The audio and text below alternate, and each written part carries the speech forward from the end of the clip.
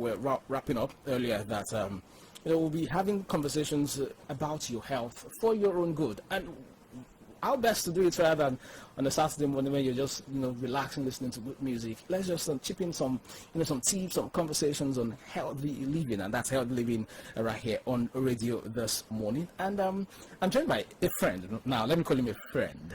I've had a conversation with him before, and he's loaded when it comes to conversations on health and healthy living.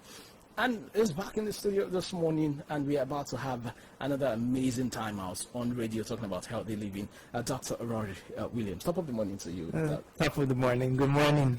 And it's good. You're always in high spirits. Is it because you're a doctor and you're always looking good, looking fresh, looking healthy? Is it because you're a doctor, or there's a secret to it?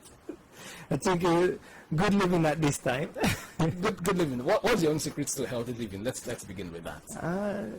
I say that the most important thing as you get older is exercising, keeping active. I think that's the biggest thing, is not to be sedentary, people underestimate 30 minutes walking a day. I know we drive a lot, we take taxi or bus, and then we just underestimate. When we were younger, we used to run around, play anything we could play. And then as we start to get older, we stop, moving around as we should. And that's the biggest change in our lifestyle. I have a friend who told me, well, they've been talking about exercising, do this, do that. And he decided to hit the gym. And after a day or two, he said he could not cope with the muscle soreness. His muscles were stiff, he could not sleep well, and he quit. He said, I can't do this anymore. I don't want to live healthy anymore. Let me just continue my life. What do you have to say about people like that? You see, and that's the issue. You see, when you go to the gym, you kind of put yourself sometimes in a little stressful position. When I said, when you try to introduce exercise, instead of walking to the market or walking to the supermarket, walking to the store, this is the exercises that's needed. You don't need to have to practice to be an Olympian or practicing for a sport team. Now you're putting yourself under stress. But just that, you're not Cristiano Ronaldo, right? No, but he's the healthiest man on earth. And surely that's good for him. You don't have to be a Cristiano Ronaldo. So just a light workout is just fine. You don't have to grow the muscles and six packs and all of those things to be healthy. There you go. Right. There you go. All right. I know that's just a veer off. Well, Dr. Williams, this morning, we were talking about it earlier, and you said, Josh, let's talk about something you called urinary incontinence. And I'm like, okay, can we break it down?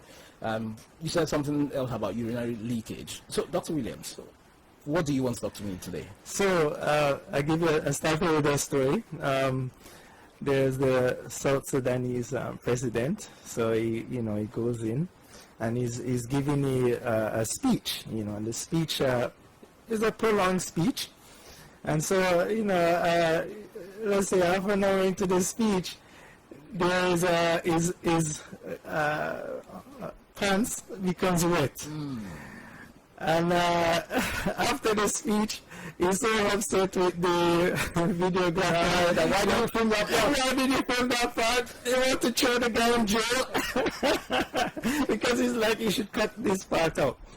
And the problem is urinary leakage, especially in that position, is very embarrassing. Causes people a lot of social anxiety. And he has the power. He wants to throw the guy in jail, but it's too late. The picture is on BBC, so it's all over the world. It's something you have to deal with for the rest of your life. Things like that. Exactly. So what really causes it? Is it because of his age now? What causes urinary leakage or incontinence, as you called it? Yeah. So many things cause urinary leakage. For a lot of guys, after they complete, especially after they complete prostate surgery, that's unfortunately a side effect. For young women after delivery, 2 or 3 children, it could be 1 children if the labor was very long. Then that's another issue, that it weakens the pelvic muscle and affects the musculature around the bladder. And then as you get older, some women after menopause, because of the hormone changes, it also causes women to have leakage. So it affects both sexes. The In regards to the women, the issue with it is that some of the treatments we use some kind of hormone therapy sometimes, or for some people use like the common stuff, Dictropan, very common medicine to use.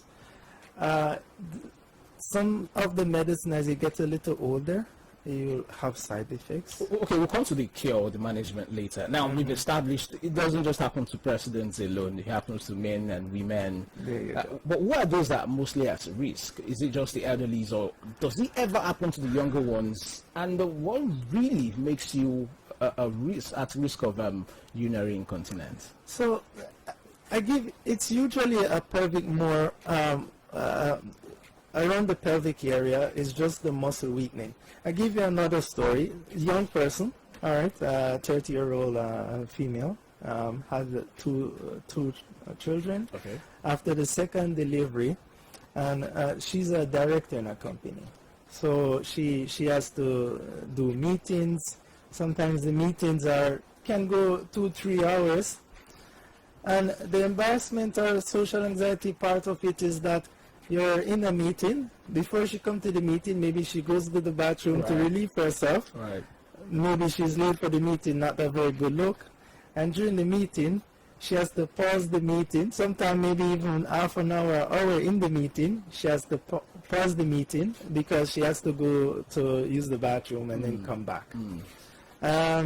Other things, they have to travel. Sometimes travel to another Long city, distance. maybe Abuja, to a meeting. Doesn't want to bother with the flight, even though the flight is very short. Right. Or doesn't even want to do long distance flight. So they're traveling by bus to Ibadan.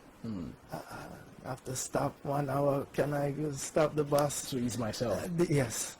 And then another hour afterwards, she's the only one there have to stop. She should get worried now.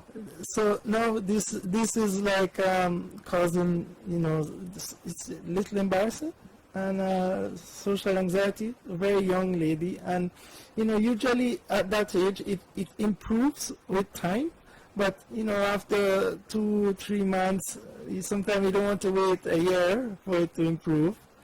And so this is and a lot of people live with this issue. And as you get older, just because of changes, for some women, I would say at least 20% after menopause, just because of the hormone changes and the changes in the private part, then you have this issue. And they could be laughing or sneezing, and a little bit comes out. For real? Yeah. It happens like that? It happens like that. Just a sneeze and you're coughing, intra-abdominal pressure, and little bit comes out. But like a few droplets. a few droplets, not a lot, but 1 or 2 times in a day, this is not ideal. So people, wear a little padding for it. But yeah, they wear the padding. If they get older, they wear the adult diaper. Right, right. Now, So- now it becomes really disturbing. Yeah. Now, for someone that is, say, 30 years old, for instance, would you say maybe it's something in the gene or it's a particular lifestyle that the person did not manage well? How would that person be at risk of urinary incontinence? I mean, the person's quite young. The younger person usually doesn't have to worry about it. It's usually when you get older. Although the only time when you're younger is if there was a surgical procedure or naturally like giving birth. That's with the younger.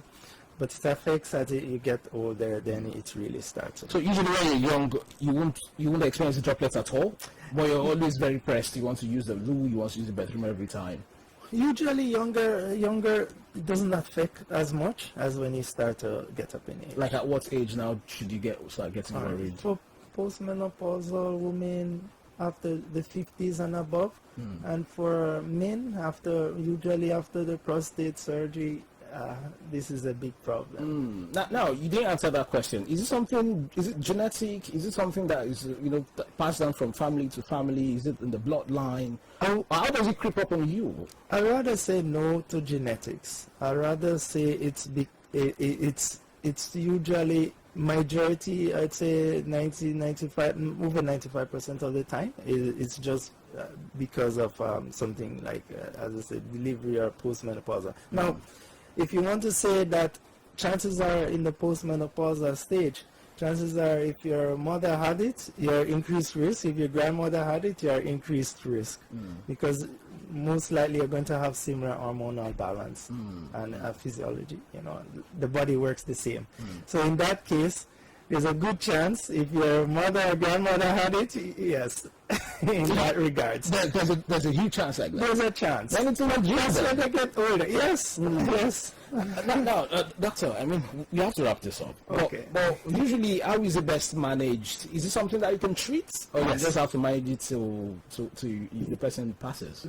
The beauty of it is that we were using medicines for a while, but the problem with the side effects of the medicine is that it's to constrict the pelvic muscle. Okay. So this, while it might help the pelvic muscle, it affects other places.